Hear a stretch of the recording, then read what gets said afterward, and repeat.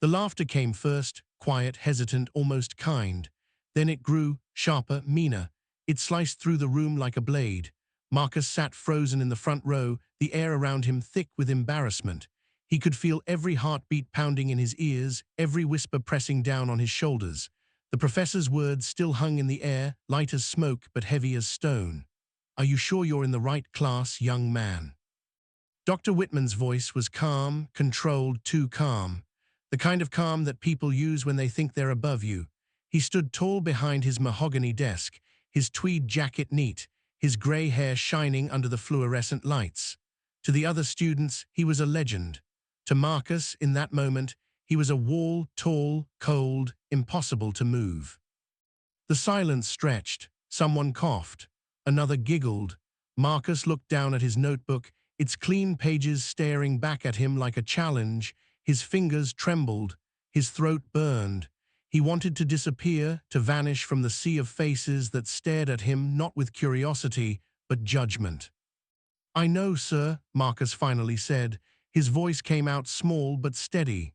"I'm supposed to be here." Dr. Whitman's lips curled into a smile that wasn't really a smile. "We'll see about that," he said softly, as if it were a secret only Marcus could hear. Then he turned his back, the conversation dismissed as easily as a fly swatted away. Laughter rippled through the room again, quieter this time, but crueler. Marcus felt his stomach twist. He stared at the chalkboard as equations filled the space, numbers and symbols dancing in white dust. He had studied those equations for months. He knew them better than anyone else in that room. But now, under the weight of their eyes, the numbers blurred. His pen hovered above the page, his hand trembling just enough to betray him. He could feel the divide, invisible but real, the kind that didn't need to be spoken. Marcus was the only black student in the class, the only one sitting in the front row, the only one who had to prove that he belonged before he even opened his mouth. Outside, the snow fell softly over Harvard's red brick buildings, coating the courtyard in silence. Inside, that same silence pressed against Marcus's chest like a hand. Every click of the chalk felt louder than it should. Every word from Dr. Whitman felt heavier than truth. "Now," Whitman said, turning sharply toward the class, "who can solve this derivation? Anyone." His eyes scanned the rows, skipping over Marcus, pausing just long enough to make sure he knew it. Then Miss Clare. A blonde girl in the second row straightened her back. She scribbled quickly, fumbling through the steps, her voice uncertain. Whitman nodded with gentle approval. "Close enough. You'll get there." Marcus's jaw clenched. He had solved that exact problem last night, alone, under the dim light of his dorm lamp, while snow piled against the window. He could have answered it in seconds, but no one asked him. No one looked his way. He waited for the class to end, for the sound of chairs scraping and footsteps echoing off the marble floor. When the last student left, he stayed seated. Dr. Whitman was erasing the board when Marcus finally spoke. "Sir," he said quietly. The professor didn't look up. "Yes." "I belong here," Marcus said. "I worked for this. I didn't get in by accident." Whitman turned, the faintest smirk tugging at his lips. "Mr. Jameson, do you know how many students say that?" He paused, letting the silence stretch. "This class is rigorous. Many who think they belong here find out otherwise." Marcus met his eyes, really met them for the first time. "Then I'll just have to prove it," he said. For a moment, Whitman said nothing. His gaze softened just enough to suggest curiosity, then hardened again. "We'll see," he said. "We always do." As Marcus left the lecture hall, the corridor felt colder than before. His breath fogged the glass as he stepped outside, snowflakes landing on his jacket. The world was quiet, except for the crunch of his boots against the frozen path. His hands were numb, but inside him burned something fierce, a storm that wouldn't calm. That night he didn't sleep. He sat at his desk, books spread out like a battlefield. His dorm room was small, barely enough space to stretch his legs, but it was his sanctuary. Every equation, every diagram, every sleepless hour, it was all fuel. He could still hear the laughter from that morning echoing through the walls of his mind, but instead of breaking him, it began to build something else. Resolve. He thought about his mother, working double shifts back in Atlanta, the way she'd smiled when he got the Harvard acceptance letter. "You're gonna walk in there like you belong, baby," she'd said, "because you do." Her voice stayed with him now, steady and warm. At dawn, the first light crept through the blinds. The snow had stopped. The world outside looked untouched, pure, ready. Marcus closed his notebook, pages filled with scribbles and answers. He exhaled. Tomorrow, he thought, tomorrow they'll see. Back in the lecture hall, the next morning carried the same cold air, the same polished silence. Dr. Whitman began another equation on the board, dense, complicated, the kind that made students hesitate. "Anyone?" he asked again. Before anyone could speak, Marcus raised his hand. The room went still. Whitman's eyes flickered toward him, amused. "Mr. Jameson." Marcus stood, his heart pounded, but his voice was clear. "The answer is negative 2 sigma squared," he said, "if you take the derivative correctly." Whitman froze, his chalk stopped midair. The class turned. A quiet murmur ran through the rows. "Show me," Whitman said finally. Marcus walked to the board, his steps echoing in the silence. He picked up the chalk, his hands steady now, and began writing. Line after line, he explained the process, each symbol flowing like music. When he finished, the equation stood complete. Perfect. He turned to face them. The room was silent again, but this time it wasn't judgment. It was disbelief. Then, slowly, Whitman nodded, just once. Marcus didn't smile. He didn't need to. He just walked back to his seat, the storm inside him calm now, but alive. Outside, snow began to fall again, soft, steady, quiet. Inside, a small victory took shape. It wasn't the kind that made headlines or changed the world overnight, but it was the kind that mattered, the kind that said, "I'm here, and I'm not leaving." Because in that hall of marble floors and ancient walls, Marcus had learned something no textbook could teach. Sometimes, the hardest equations aren't written in numbers. They're written in dignity and the courage to solve them in front of the world. The air in the lecture hall had changed. It wasn't just cold anymore, it was heavy. Every time Marcus walked through those doors, he could feel it pressing against him like an invisible weight. Eyes followed him, not out of curiosity, but out of quiet expectation, waiting for him to fail, waiting for him to stumble. Every class had become a test of endurance. Every question was a trap dressed as an opportunity, and every answer he gave was met with the same condescending smirk. Dr. Whitman never said it out loud, but his tone did. His pauses did, his smile did. "Explain the concept of quantum entanglement," he'd say, his voice cutting across the room like a whip. Marcus would begin, steady at first, the words flowing from what he knew deep inside, the theory, the beauty of connection across distance, the way two particles could share a single fate no matter how far apart they were. But before he could finish, Whitman's voice would slice in again. "No, not like that. That's not precise." The correction would hang in the air, followed by a soft wave of whispers. Marcus could feel the sting in every chuckle, the pity in every lowered gaze. Whitman would turn back to the board, drawing perfect white lines, as if erasing Marcus's confidence with each stroke. The chalk dust floated through the air like tiny reminders of defeat. Marcus kept his face still, but inside, something cracked a little more each day. He started to notice how people treated him, the slight tilt of a head when he spoke, the polite distance when he walked by, the way conversations seemed to stop when he got too close. Some classmates looked at him with sympathy, like he was someone drowning slowly. Others didn't look at him at all. To them, he was the noise that interrupted their peace. When the lectures ended, Marcus stayed behind. While others laughed and packed their bags, he sat alone, copying every equation, every note, every correction until the janitor turned off the lights. His world had become smaller, reduced to textbooks, scribbles, and the sound of his own breathing. The Harvard Library became his second home. The smell of old paper clung to his clothes, the silence thick and sacred. Night after night, he sat under the same lamp, rewriting formulas until his hand ached. Sometimes, the ink smudged where his eyes had closed in exhaustion. His mother's voice played in his head like an old record, soft but unbreakable. "They'll try to break your mind, baby, don't let them." He could still see her standing in their tiny kitchen back in Atlanta, the light flickering above her, her apron stained with the work of the day. She looked at him with eyes that had seen too many struggles and still managed to hope. "You keep your head up. You hear me? You ain't no mistake."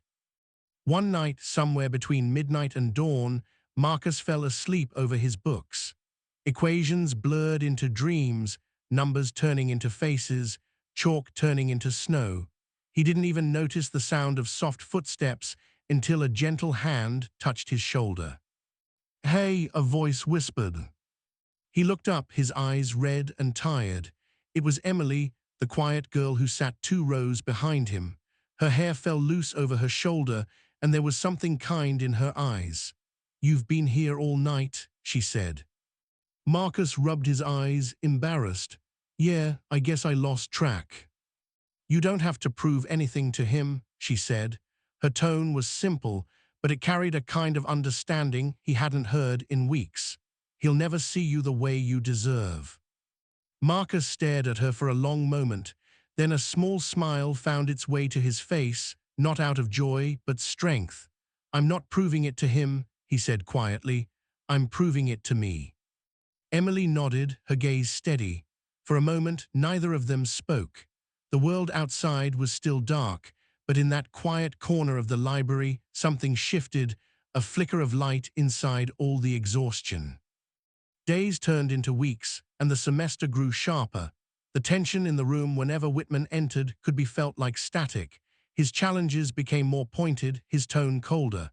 "Mr. Jameson," he'd say suddenly, eyes glinting, "would you care to explain why your reasoning lacks depth?" The words were polite, but the intent behind them was. Marcus had learned to keep his face neutral. He'd learned not to react. That was part of the test, too. The others watched, silent witnesses to his quiet battle. Some admired his patience. Others just waited for the breaking point. Every time he answered, every time he stood up after being pushed down, the weight grew heavier, but so did his resolve. Then one morning, Whitman made the announcement. The final exam wouldn't be a standard test. It would be a paper, a single problem, so complex it had broken students for years. "This assignment," he said, his voice echoing off the high ceilings, "will separate those who understand the theory from those who only pretend to." He looked across the room slowly, his gaze skipping from student to student. Then it stopped, not on Marcus, but near him, just close enough to sting. "Whoever solves this earns my respect," he said. The words hung there like smoke. Marcus didn't need him to look directly. He felt the message anyway. The challenge wasn't about the problem. It was about him, about whether a boy from Atlanta could stand shoulder to shoulder with the best minds in Harvard and survive. That night, Marcus sat in his dorm again, the paper glowing under his lamp. The equations twisted before his eyes. It wasn't just math anymore, it was everything, every slight, every whisper. Every time someone had doubted his right to sit in that front row. His pencil scratched furiously against the page, his hands steady even when his body trembled. Outside, snow began to fall again, silent and slow. He didn't notice. Time lost meaning. Hours bled into morning. His thoughts ran faster than the clock, chasing something bigger than numbers, chasing freedom. At dawn, the sky turned gray, the kind of gray that promises no warmth. Marcus leaned back in his chair, eyes burning, papers scattered around him. He wasn't done, not yet, but something inside him had changed. The doubt was still there, heavy, sharp, but beneath it, a quiet voice whispered, "Keep going." And for the first time in a long while, he listened. Because sometimes, the real exam isn't written on paper. It's written in the silence between humiliation and hope. It's the moment you stop fighting for someone's approval and start fighting for your own belief. Whitman would never say it, but Marcus knew. The next chapter wouldn't be about proving he belonged. It would be about showing why no one could take that belonging away. The sound of footsteps echoed down the marble hallway before anyone saw him. The rhythm was sharp, uneven, like the heartbeat of someone holding back fury. When Dr. Whitman burst into the lecture hall, the entire room froze. His face was pale, his jaw locked, his hands clutching a stack of papers so tightly they shook. He didn't look like the proud Harvard professor anymore. He looked like a man who had just seen something he couldn't explain. He slammed the papers down on his desk. The sound cracked through the air like thunder. "Who is Marcus Carter?" he demanded. The words cut through the silence, heavy and sharp. Heads turned, chairs creaked, the room filled with the sound of nervous breaths. Marcus sat still in the third row, unsure for a second if he should move. Then slowly he stood. The floor seemed to stretch under his feet. Every eye in the hall found him, some curious, some stunned, some waiting for the show.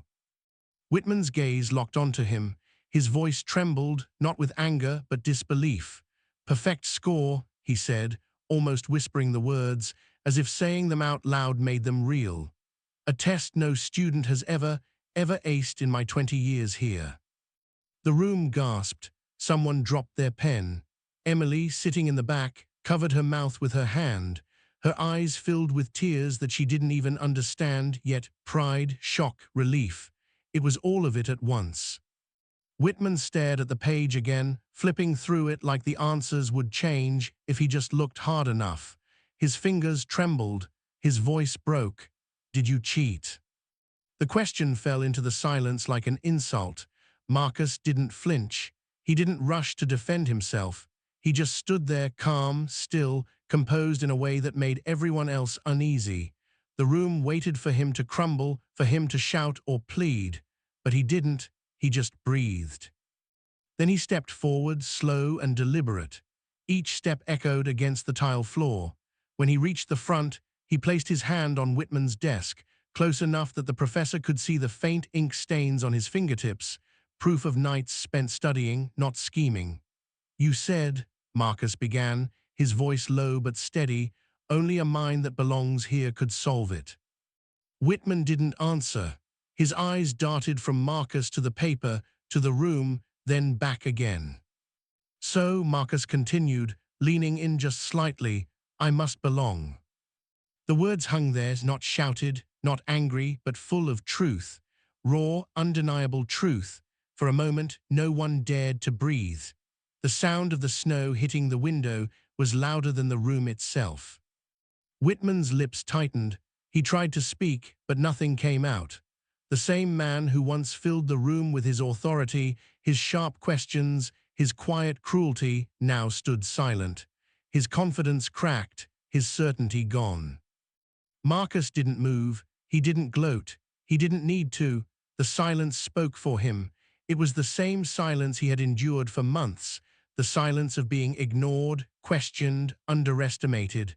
Now that silence belonged to someone else. Finally, Whitman looked down, not at the test, not at Marcus, just down. His shoulders slumped ever so slightly, and in that moment the man who once stood untouchable looked human, humbled, maybe even ashamed. The students stared in disbelief. It was like watching a statue crumble. Some of them looked at Marcus with awe, others with guilt. They remembered the snickers, the whispers, the looks they gave him when Whitman mocked him in class. And now, all those small cruelties hung in the air like ghosts. Emily stood slowly. Her eyes never left Marcus. The tears spilled quietly down her cheeks, but she smiled, small, proud, like she'd known all along that this day would come. Marcus turned toward the door. The hall was still silent. He looked around once, at the faces that had doubted him, at the professor who had tried to break him, and then he walked out. No words, no glance back. Each step felt lighter than the last. The weight he'd carried for months, the whispers, the pity, the isolation, it all began to lift. The corridor outside was quiet, the winter light soft and cold. The snow had started again, flakes drifting down through the tall windows. As he walked, he thought about all those nights in the library, the cold coffee, the sleepless mornings, the pages covered in notes. He thought about his mother's voice telling him not to let them break him. He thought about the moment he first walked into that lecture hall and felt like an intruder. And now, here he was walking out, not as a guest, but as proof. Behind him, the door closed with a soft click. Inside, Whitman was still standing at his desk. His hand rested on the exam paper, the ink still dark and bold. He stared at Marcus's name written neatly at the top, Marcus Carter. It wasn't just a name anymore. It was a statement, a correction, a quiet revolution that began in the margins of a notebook and ended in the silence of a man's surrender. No one spoke for a long time. The students sat frozen, still processing what had just happened. It wasn't just about a test. It was about a system, about what they'd been taught to believe about brilliance and who could own it. When Whitman finally looked up, his eyes were glassy. He tried to gather himself, to restore the authority that had slipped away. "Class dismissed," he whispered, though no one moved. Outside, Marcus stopped at the edge of the courtyard. The snow was falling heavier now, soft flakes melting on his skin. He tilted his head back, closing his eyes. For the first time in a long time, he let himself breathe deep and free. He didn't smile. He didn't need to. The victory wasn't about grades or revenge. It was about peace, the kind that comes when you no longer need someone else's approval to define your worth. Later, students would talk about that day like it was legend, the day Harvard went silent. The day a man who had mocked a student for dreaming too high had to bow his head to that very dream. They'd say Marcus Carter changed something that day, not the school maybe, but the air inside it, the way people looked at each other, the way they thought about belonging. And maybe that was enough. Because sometimes, the most powerful moment isn't the one filled with applause or celebration. It's the quiet one, the walk out of a room that once tried to break you, with your dignity untouched and your spirit untamed. And in that quiet, Marcus carried something far greater than a perfect score. He carried proof that even in the coldest rooms of power, truth can still find its voice. The applause hadn't started yet. The air was too heavy for that. The chandeliers above Harvard's Grand Hall shimmered like cold stars, casting gold light on hundreds of faces waiting to see what the young man from the south side of Chicago would say. Marcus adjusted the microphone, his fingers trembling slightly, not from fear, but from memory. This was the same institution that once told him his ideas were too ambitious for a mind like his. The same room where Professor Whitman had humiliated him in front of his peers. And now, that same professor sat in the front row, silent, his head bowed, as if the weight of his own arrogance had finally settled on his shoulders. Dean had introduced Marcus with glowing words, calling him a prodigy whose work redefined behavioral mathematics. But Marcus barely heard them. His heart was beating to an older rhythm, one shaped by years of being underestimated, dismissed, ignored. He looked out into the sea of faces, all polished, educated, and expectant. Somewhere in the back row sat a few students of color, their eyes wide with a hope Marcus recognized all too well. They were waiting to see if he'd flinch. If he'd stumble, if he'd let the system that once belittled him win again. He took a breath. "Good evening," he said, his voice steady, rich with quiet fire. "When I was here a few years ago, I stood in this same building and tried to share an idea, a theory about human bias in predictive algorithms." He paused. A few in the audience nodded politely. "It didn't go well," he continued, a faint smile curling at the edge of his mouth. A ripple of laughter broke the tension. "I was told my numbers were wrong, that my conclusions were flawed. That maybe I didn't fully understand the math." His gaze drifted briefly toward Whitman, whose eyes stayed on the floor. But the math was never the problem. The problem was who it came from. The room went still again. You could hear the soft hum of the air conditioning, the faint shifting of feet, the sound of truth landing where people didn't want to hear it. Marcus leaned closer to the mic. "See, sometimes the hardest thing to prove isn't the theory itself. It's your right to even speak it." He began walking slowly across the stage, the spotlight following him like a memory that refused to let go.